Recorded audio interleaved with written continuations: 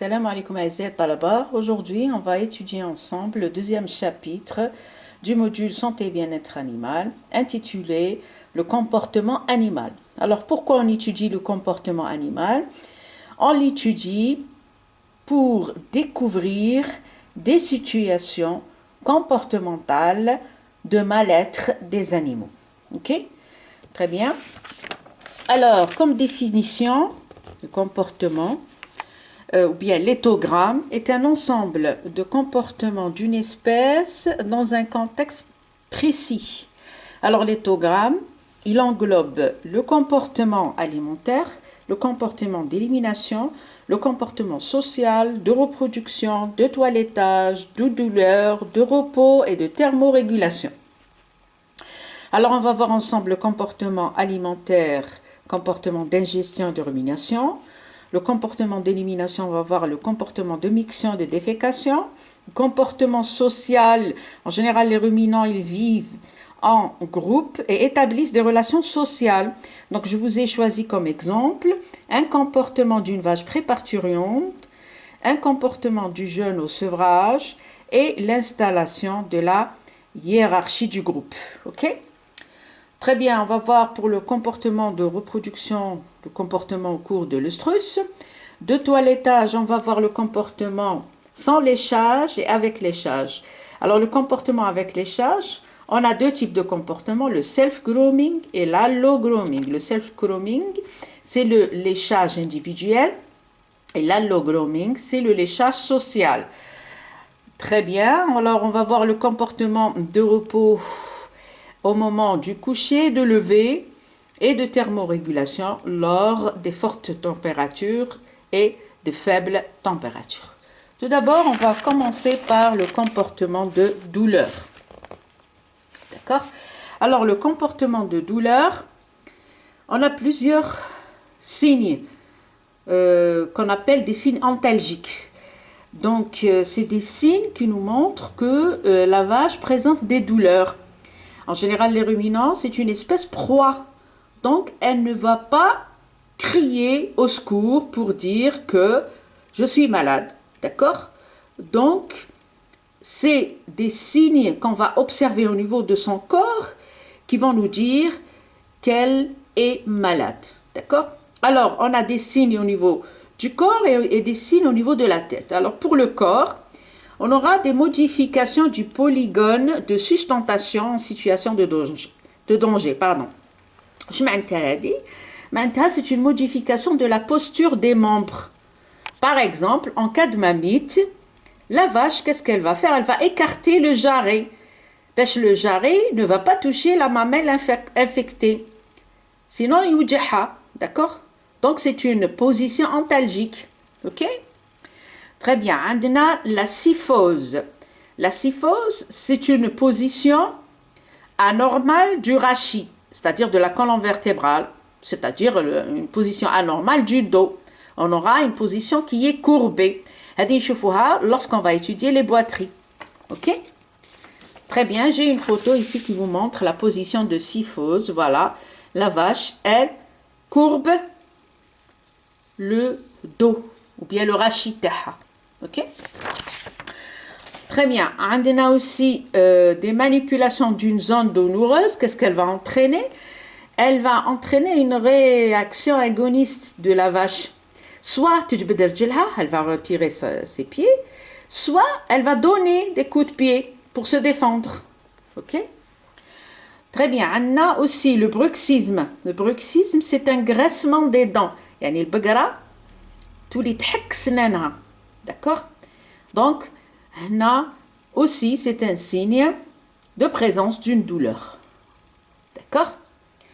On a aussi l'oreille tombante, les yeux qui ont un regard tendu ou un aspect rentré, les narines dilatées. Tous ces signes renseignent sur la présence de douleur. Alors, j'ai un schéma ici qui vous montre une vache sans douleur et une vache avec les douleurs. Alors, pour comparer, alors les vaches avec les douleurs, elles présentent des oreilles tombantes. Par rapport à la vache sans douleur, ses oreilles sont bien tendues. Les yeux sont on remarque très très bien l'orbite des yeux. Les yeux sont rentrés par rapport à la vache sans douleur. Et en même temps, les narines sont dilatées chez la vache qui présente des douleurs par rapport à la vache sans douleur.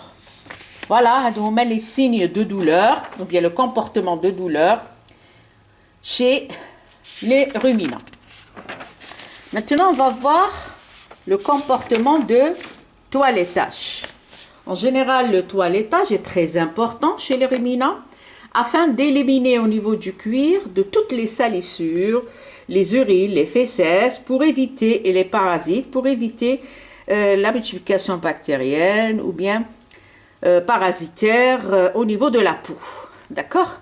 Donc, on a deux types de toilettage. On a le grooming, donc le toilettage, nous appelons le grooming. On a le toilettage sans léchage et le grooming avec léchage.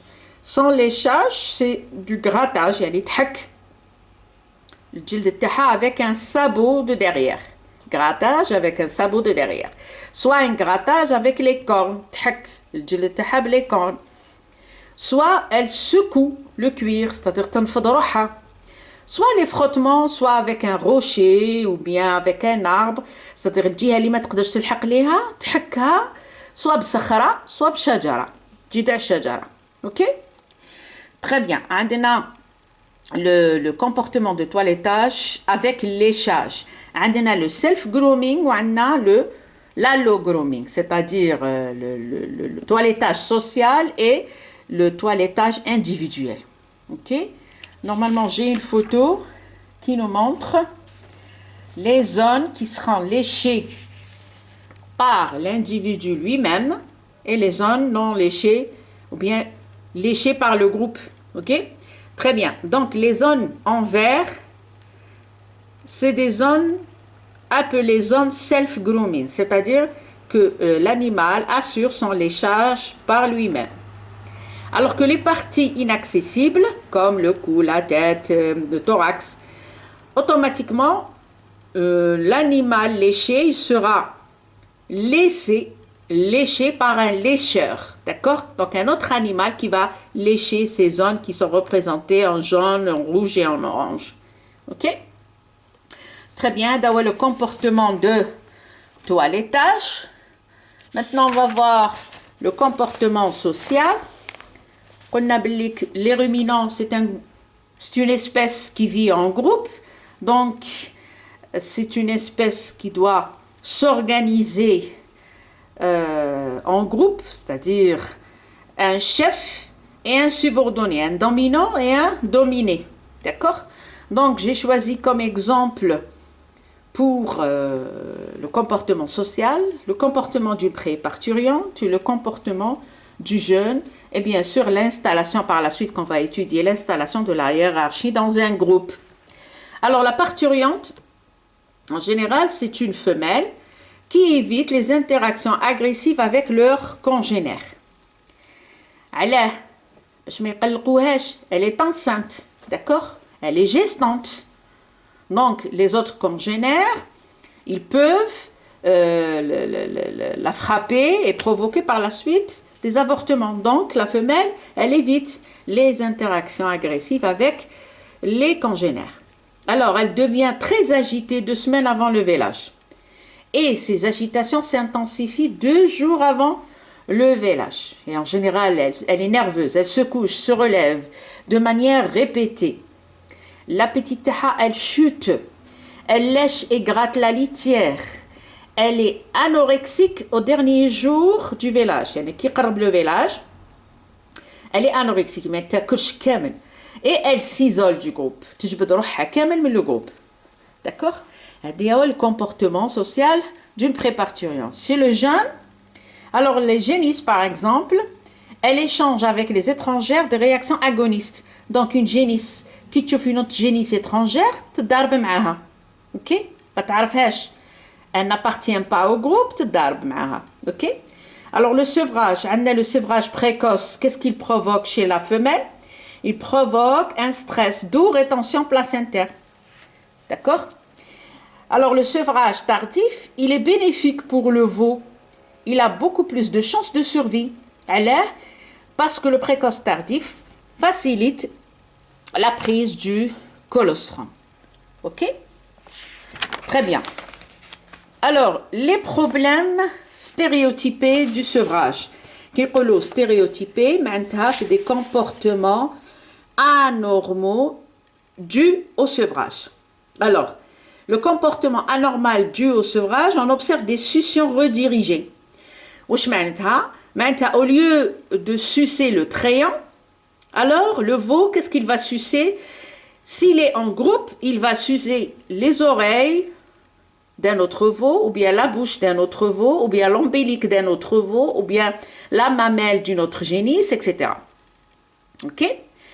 S'il est tout seul, le veau il est tout seul, il va diriger la succion vers les objets de l'environnement, comme par exemple les barres de saccage, le seau d'eau, etc. D'accord? Alors, comment s'effectue l'organisation en groupe chez les ruminants? Alors, il y a une hiérarchie interne, qui est la hiérarchie, maintenant une organisation. Une hiérarchie interne entre les individus chez les ruminants, les individus dominants et dominés. Dominants, huma al-qawiyin, dominés, huma les faibles. Alors, les dominants, ont un accès prioritaire, la nourriture, les aires de repos, l'abreuvement, huma al-lawli li yaklu, huma al-lawli li yashrabu, huma al-lawli li yirqdu, par rapport aux dominés. D'accord? Alors, donc comment ces relations de dominance s'installent? Elles s'installent grâce à un acte d'intimidation et d'affrontement. C'est-à-dire le dominant, il va intimider et affronter le dominé. Donc les faibles, yardakh les qawi. Ok? Très bien. Donc qui est-ce qui va aider le dominant à effectuer cet acte d'intimidation et d'affrontement? C'est le poids et l'âge. Le poids et l'âge, donc les plus lourds et les plus âgés permet l'âge et le poids permet l'organisation de la position hiérarchique. D'accord? Donc, en général, l'organisation du groupe, elle repose aussi sur le leadership. Le leadership, yani le poids تاعو كبير واللي il est âgé هو اللي راح يقود الجماعة. D'accord? في les déplacements تاعهم. OK? نسموه le leadership.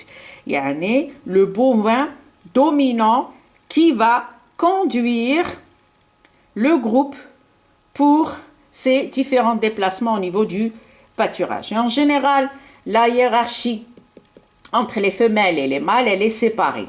Donc les femelles, ils organisent en groupe, séparément par rapport aux mâles. D'accord? Voilà, on en a terminé avec les 3 comportements. La prochaine vidéo, Inch'Allah, on va voir les autres comportements. Salam alaikum.